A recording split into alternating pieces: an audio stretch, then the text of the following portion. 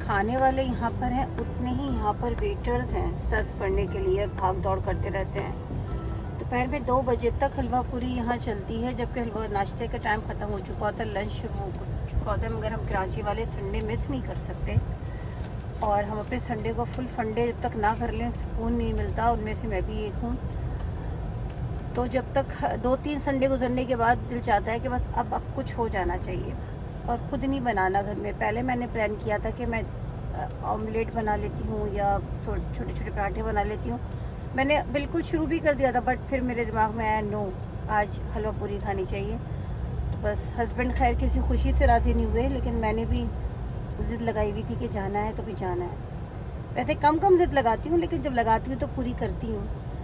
तो बस अब दुआ करें आ जाए, क्योंकि भूख लग रही है, टाइम अच्छा खासा हो चुका है और मुझे आसार नज़र आ नहीं रहा है वैसे कोई जल्दी ऑर्डर हमारा आएगा। अस्सलाम वालेकुम, welcome to my channel living with Beena. कैसे हैं आप सब लोग? होपफुली सब खैरियत से होंगे। मैं भी अल्हम्दुलिल्लाह बिल्कुल खैरियत से हूँ। संडे मॉर्निंग है, एक नया दिन है माशाल्लाह से। बस संडे का दिन कुछ अलग रूटीन से शुरू होता है, जो एक डेली पूरे वीक रूटीन चलता है उससे डिफरेंट होता है। सन्नाटा रहता है, कोई ज़्यादा आना जाना नहीं होता, बेल्स नहीं बजती। तो बस मैंने सोचा कि संडे को थोड़ा सा चेंज किया जाए। हस्बैंड से कहा कि हलवा पूरी खाने चलते। बिलीव ही बनाना तो मुझे नाश्ता अपने घर पे ही था, ब्रेकफास्ट बनाने किचन में गई भी मैं, लेकिन फिर अचानक ख्याल आया कि वाई नॉट हलवा पूरी। खैर हस्बैंड ने थोड़ा सा तो किया कि नहीं गर्मी है और घर पे मंगा लो, फूड पांडा करवा दो। मैंने कहा आई नो फूड पांडा हो जाता है, बहुत इजी है फूड पांडा करवाना, लेकिन आज मकसद बाहर निकलना है थोड़ा सा। अगर हम बाहर निकल कर चले जाते हैं तो भाई ख़ास तौर पे हाउस वाइफ तो बहुत ज़्यादा रिलैक्स हो जाती हैं। थोड़ा सा एक रूटीन से हटकर चीज़ होती है और आपको रेस्ट भी मिलता है। सच्ची बात तो ये है, पूरी वीक आप एक से काम कर रहे होते हैं, अगर थोड़ा सा रेस्ट मिल जाता है तो उसमें कोई मेरे ख्याल में बुरी बात नहीं है। वैसे तो खैर मेरे हस्बैंड माशाल्लाह से बहुत अंडरस्टैंडिंग हैं और हम दोनों एक दूसरे के साथ बहुत ज़्यादा कोई ज़िद नहीं करते, क्योंकि वाइफ्स को पता होता है कि कहाँ पर हस्बैंड राज़ी हो जाएंगे और कहाँ पर नहीं होंगे। तो बस मूड देखकर बात की जाती है।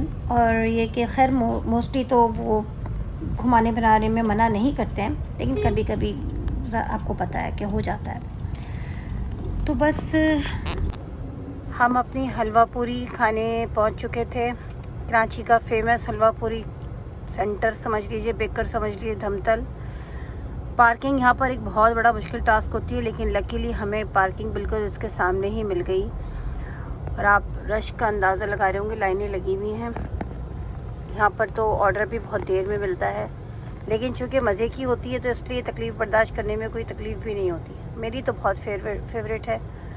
गर्मी है, लेकिन मैंने कहा नहीं, गर्मी हो या सर्दी हो, आज खाना है तो बस खाना है। संडे हो और ऐसे सादगी से गुजर जाए, कुछ मज़ा नहीं आता। चलें, बस अब इंतज़ार कर रहे हैं अपने ऑर्डर का। पहले तो वो ऑर्डर लें, फिर उम्मीद हमारी जुड़ेगी कि आने वाली है। आती है हलवा पूरी तो आपको दिखाते हैं कि कैसी हमने हलवा पूरी खाई थी। मैं वेट कर रही थी हलवा पूरी का, तो मेरे माइंड में एक बात आई। मैंने कहा चले छोटा सा शूट कर लेती हूँ, वो अपनी एक जो दिमाग में बात आ रही है वो कर भी लेती हूँ।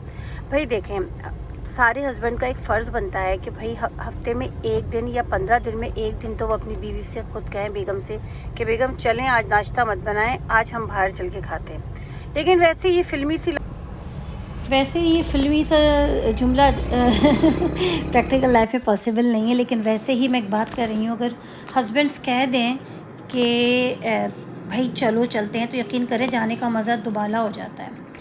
खैर हलवा पूरी आ गई थी, यकीन करें इतनी कोई टेस्टी और बहुत मशहूर है। जो कराची में रहते हैं उन्हें पता है कि यहाँ की हलवा पूरी बहुत एक्सीलेंट, बहुत प्रॉपर होती है। मज़ा आ गया, मतलब समझें कि दिल खुश हो गया। तो बस अब हम वापस आ गए थे घर में और वाकई नो डाउट इतनी गर्मी थी, 40+ टेम्परेचर था। तो बस घर आए जल्दी से मैंने, क्योंकि नाश्ता कहें या खाना कहें, इसके बाद चाय तो बनती थी। मैंने जल्दी से अपने लिए, हस्बैंड के लिए चाय बनाई और फिर हमने एक रेस्ट लिया, क्योंकि खाना तो हो ही गया था, क्योंकि 2 बजे जब आप नाश्ता करेंगे तो वो फिर खाना ही हो जाता है। तो बस फिर मैंने थोड़ा रेस्ट करा, शाम में उठी, असर की नमाज़ पढ़ी, उसके बाद मैंने कहा रात के लिए कुछ जल्दी कर लिया जाए। कोफ्ते फिर मैंने बनाए, कोफ्ते प्लान किए हुए थे, मैं फ़िले निकाल कर चली गई थी। अच्छा, अक्सर मेरी फ्रेंड्स और मेरे जो खाता है मेरे हाथ के कोफ्ते, ये कहता है इतने सॉफ्ट कोफ्ते कैसे बनते हैं। देखिए, पहली बात तो ये है कि मैं चिकन के बनाती हूँ, उससे भी एक सॉफ्टनेस आती है, और दूसरी बात ये है कि मैं कुछ एक दो चीज़ें इसमें ऐड करती हूँ जो कि शायद लोग कुछ और, मतलब कुछ लोग चावल डालते हैं, कुछ लोग खसखस डालते हैं, लेकिन मैं यहाँ पर ये दोनों चीज़ें ऐड नहीं करती। मैं ऐड करती हूँ बेसन और दही। मतलब आपको नया लग रहा होगा सुन के, लेकिन बिलीव मी, ट्राई करके देखिएगा कि बेसन और दही जो इसमें आप जब डालते हैं कोफ्तों में, जब कोफ्ते आप पीस लेते हैं हरे मसाले के साथ, पाउडर मसाले के साथ जब आप पीस लेते हैं। अच्छा, एक बात का और ख़्याल रखें, जब आप पाउडर मसाले और गोश्त को पीसें तो आप उस वक्त प्याज ऐड ना करें। आप प्याज पहले उसको अच्छे से पीस लें, जब उसका बन जाए, बैटर बन जाए, मतलब एक तरीके से पेस्ट सा बन जाएगा, जो भी कीमा पिस जाएगा, फिर आप प्याज ऐड करें और हल्का सा चलाएं, और फिर एक दफ़ा उसको हल्का सा चला के उसमें बेसन डालें। मैंने भी बेसन डाला है, आपने देखा होगा, और एक चमचा बड़ा भर के दही डाल दें, और हल्का सा बस उसको मिक्स करने के लिए बना लें, और इस तरीके का कुछ आपके सामने ये कोफ्तों का कीमा बन जाएगा। पतला नहीं है, आप नोट कीजिए, थोड़ा सा हार्ड है। बस मैंने कोफ्ते थोड़े ही बनाए थे, एक ही टाइम के मुझे बनाने थे, तो बस कोफ्ते बनाए। मसाला मैंने पहले बना लिया था, गर्मी ज़्यादा थी तो उसको मैं वीडियो नहीं उसकी शूट कर पाई थी, तो बस क्योंकि वाकई बहुत टेम्परेचर इस आज हाई है, तो बस बड़ा मुश्किल होता है किचन में वीडियो के साथ मतलब खाना बनाना। खैर, बहरहाल मज़ा भी आता है, अच्छा लगता है। तो बस मैंने कोफ्ते कर दिए थे, और बस ये चल रहा था माइंड में कि रात में अगर ये हो जाता है डन, तो फिर अब चपाती बनानी रह गई थी। तो खैर मेरे पास तो खैर हाथ के हाथ, खैर किचन भी मैं साफ़ करती रहती हूँ, क्योंकि आप देखें काम करके थोड़ी देर ही आप किचन को नज़र दौड़ाएं तो ऐसा लगता है कि पता नहीं क्या जंग हुई थी यहाँ। तो बस हाथ के हाथ किचन, ये बहुत अच्छी टिप है ये कि आप हाथ के हाथ किचन करें, वरना किचन चूल्हों पे हर जगह पे अगर आप छोड़ दें तो वो बहुत चीज़ जम जाती है, और फिर उसका हार्ड हो जाता है निकालना। हाथ के हाथ ही मैं करती रहती हूँ, थोड़ा सा हाथ में रखती हूँ मैट अपने, और हाथ चलता रहता है। तो बस मैंने तो खैर यहाँ पर अपने लिए एक नान गरम किया, मेरे रात का नान रखा हुआ था, मुझे बहुत पसंद है, मैं तो कोफ्तों के साथ नान खाया।